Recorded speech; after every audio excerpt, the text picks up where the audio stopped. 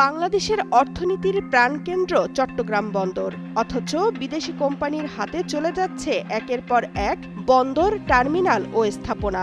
বিগত সরকারের আমলে শুরু হওয়া স্বার্থ পরিপন্থী চুক্তি ও সমঝোতা বর্তমান অন্তর্বর্তী সরকার এগিয়ে নিয়ে যাচ্ছে।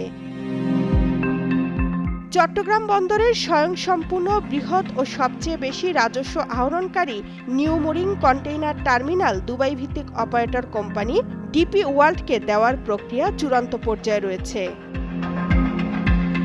ইতোমধ্যে Saudi company Red Sea Gateway International লিমিটেডকে দেওয়া পতেঙ্গা কন্টেইনার টার্মিনালে অপারেশনাল কার্যক্রম শুরু হয়েছে।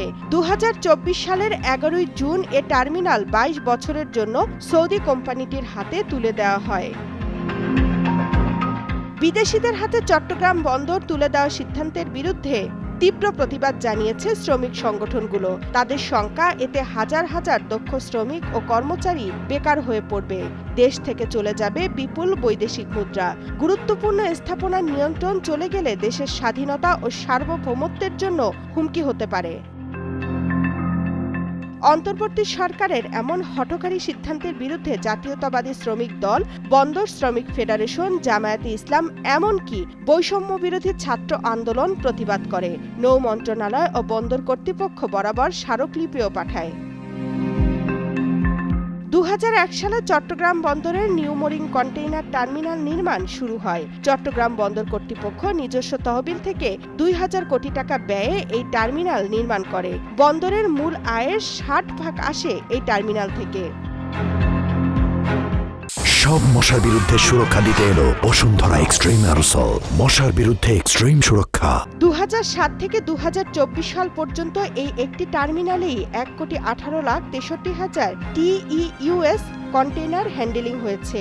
এই টার্মিনালে বর্তমানে যে পরিমাণ ইকুইপমেন্ট আছে তা দিয়ে আগামী 15 বছর চালানো যাবে। 3 মে প্রথমবারের মতো এই টার্মিনালে আমদানি পণ্য নিয়ে ভিড়েছে বিদেশি জাহাজ।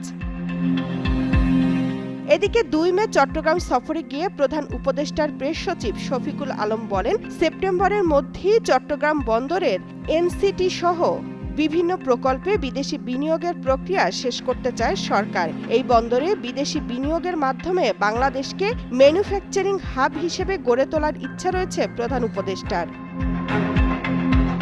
তিনি বলেন, তরুণদের জন্য প্রচুর কর্মসংস্থান তৈরি করতে হবে। বাংলাদেশ ম্যানুফ্যাকচারিং হাব হলে শুধু দেশের 18 কোটি মানুষের জন্য নয়, পুরো রিজিয়নের 30 থেকে 40 কোটি লোক এর সুফল ভোগ করবে। চট্টগ্রামের লালদিয়া বে টার্মিনাল, পতেঙ্গা টার্মিনাল, মাতারবাড়ি সমুদ্র বন্দর সহ পুরো অঞ্চলটাই বন্দরের উপযোগী। এদিকে 24 এপ্রিল বন্দর দিবস উপলক্ষে আয়োজিত এক মতবিনিময় সভায় চট্টগ্রাম বন্দর chairman rear admiral SM Moniruzzaman বলেন, এনসিটি বিদেশিদের হাতে দেওয়ার বিষয়টি এখনও চূড়ান্ত হয়নি, আলোচনা চলছে। তবে বিদেশি অপারেটর নিয়োগ দেওয়া হলে প্রতিযোগিতার মাধ্যমে বন্দরের সেবার মান ও দক্ষতা বাড়বে এবং বড় অঙ্কের আর্থিক লাভ হবে, কারো চাকরি যাবে না। তামান্না তাহসিন খান, কালের কণ্ঠ।